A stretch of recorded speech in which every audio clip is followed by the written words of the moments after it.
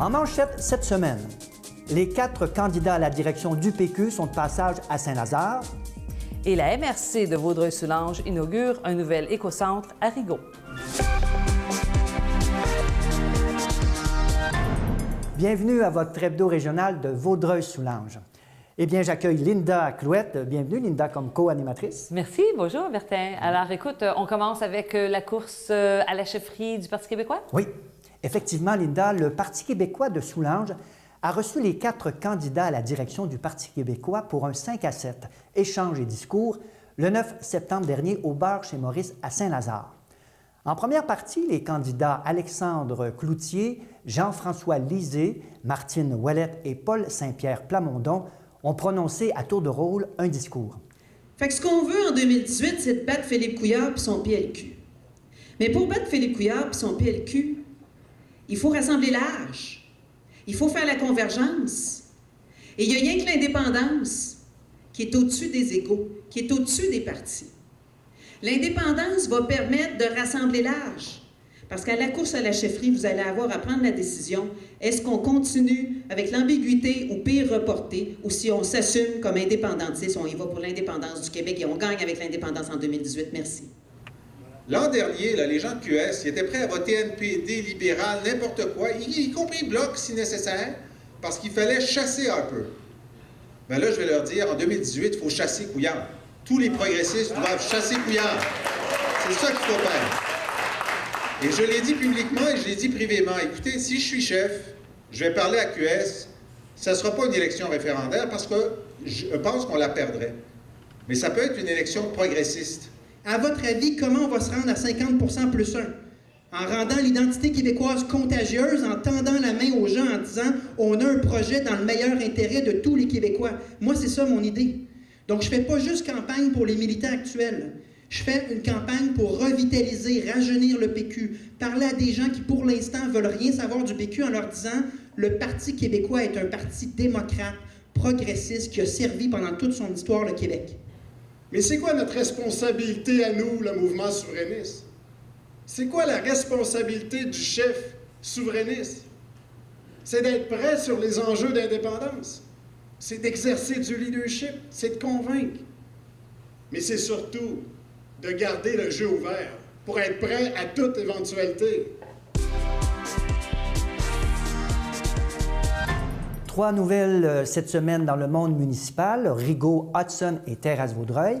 Mais commençons avec Rigaud, avec l'inauguration du nouvel écocentre. Oui, le 8 septembre dernier, la MRC de Vaudreuil-Soulanges et la ville de Rigaud ont procédé à l'inauguration du 4e écocentre régional.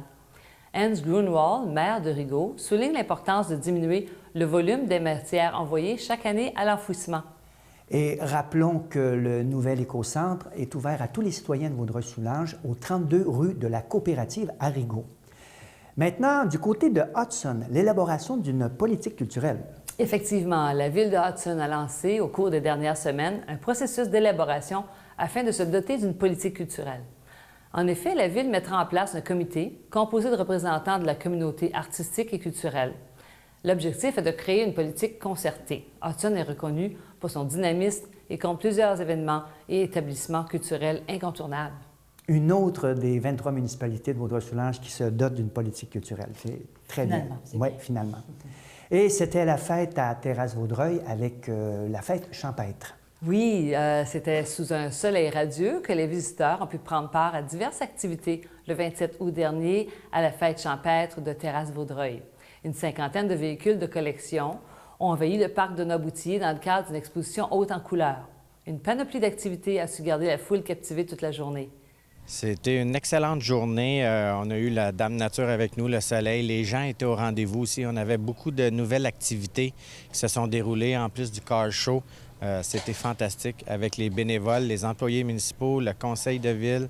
Je ne pouvais pas demander mieux.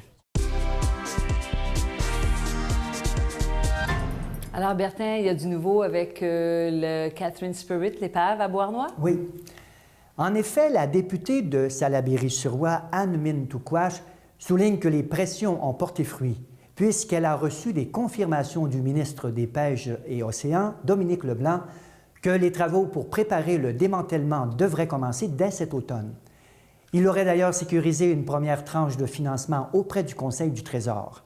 Puis pourquoi c'est inquiétant, c'est que le bateau, depuis 5 ans, a déjà subi des infiltrations d'eau dues au gel et au dégel, au bris de certains tuyaux. Il y avait du mazout dans le bateau au niveau de la machinerie, là. Puis, si jamais il y avait un déversement, bien, c'est un réservoir d'eau potable dans lequel gît le Catherine Spirit présentement. Donc, c'est pour ça que les citoyens, que les élus, que tous les intervenants se mobilisent depuis 5 ans pour que ce bateau quitte les berges puis qu'il quitte de façon sécuritaire, évidemment.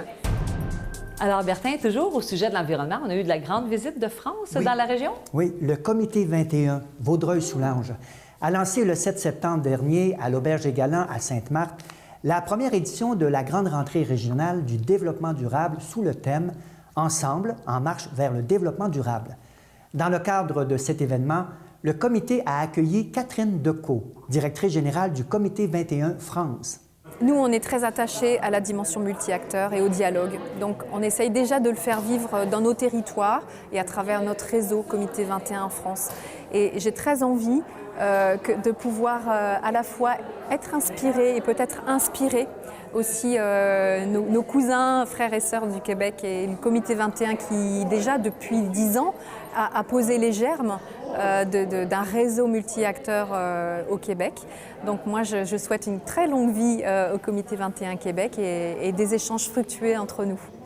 Alors, les 3 chantiers qu'on se donne, au fond, c'est qu'on constate qu'on a besoin de créer les synergies entre les régions, là où il y a des beaux projets de développement durable qu'on connaît moins.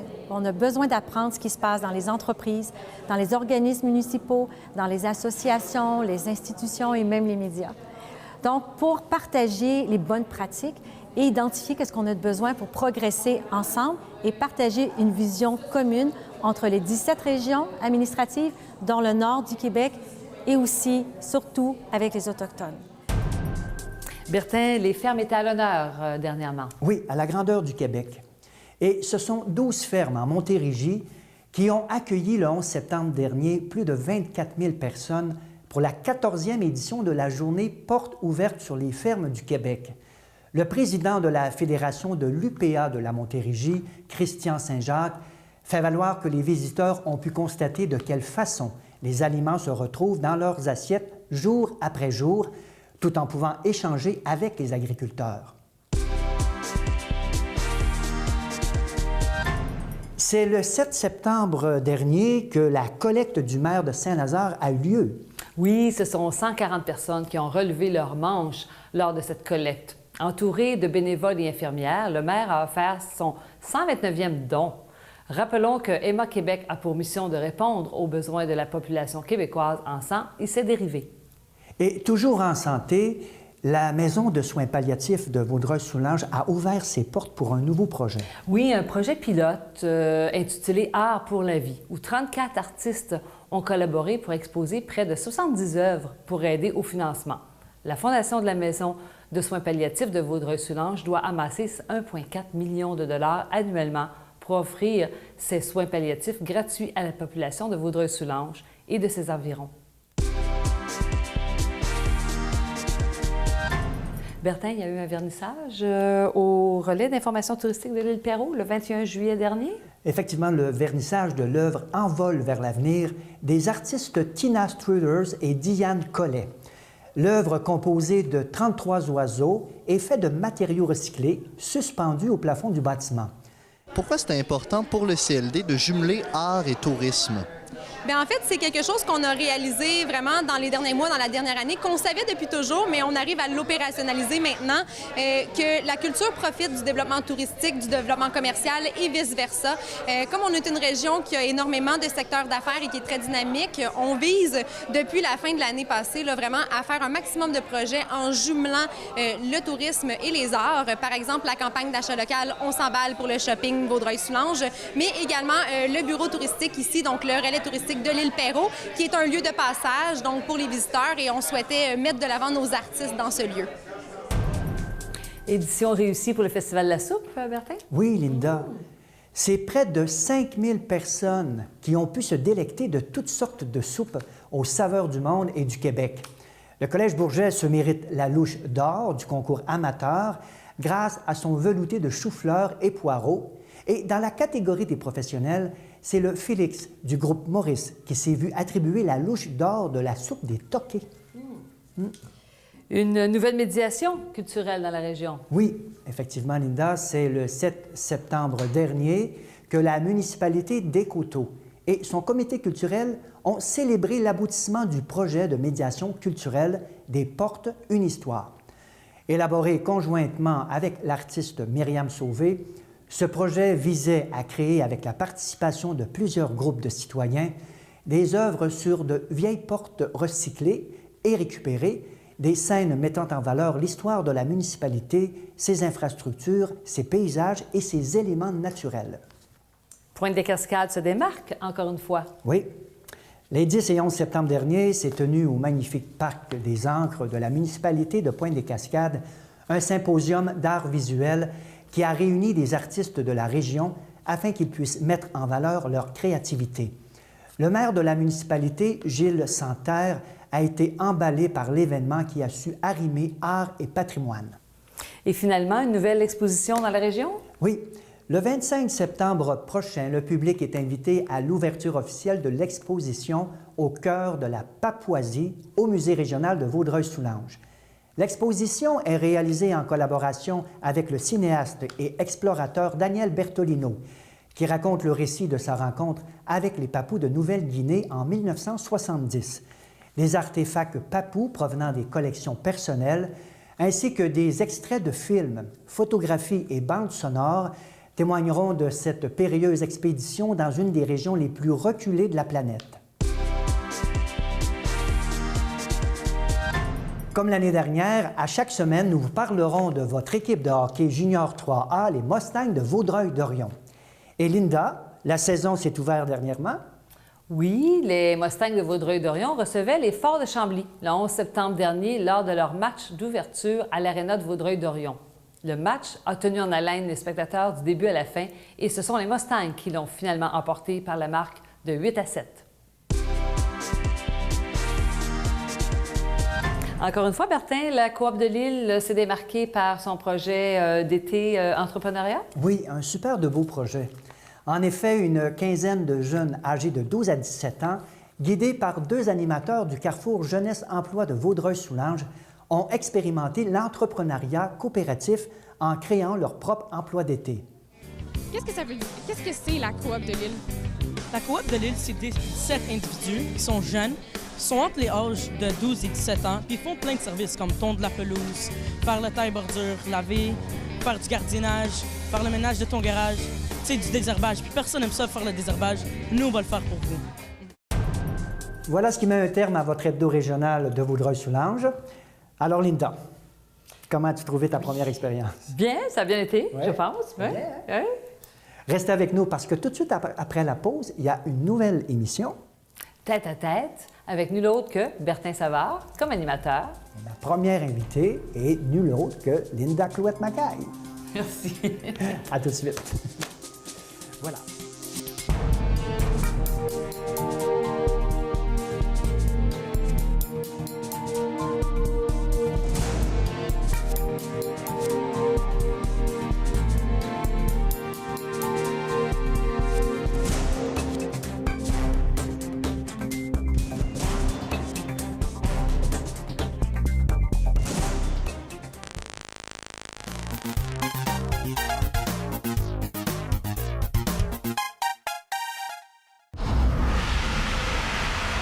Chaque semaine, sur les ondes de C'est sur la télé, voyez ou revoyez le match du dimanche des Mustangs de Vaudreuil-Dorion.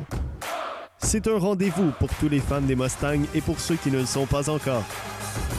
La soirée des Mustangs est diffusée à la télévision et également disponible sur le site csur.tv.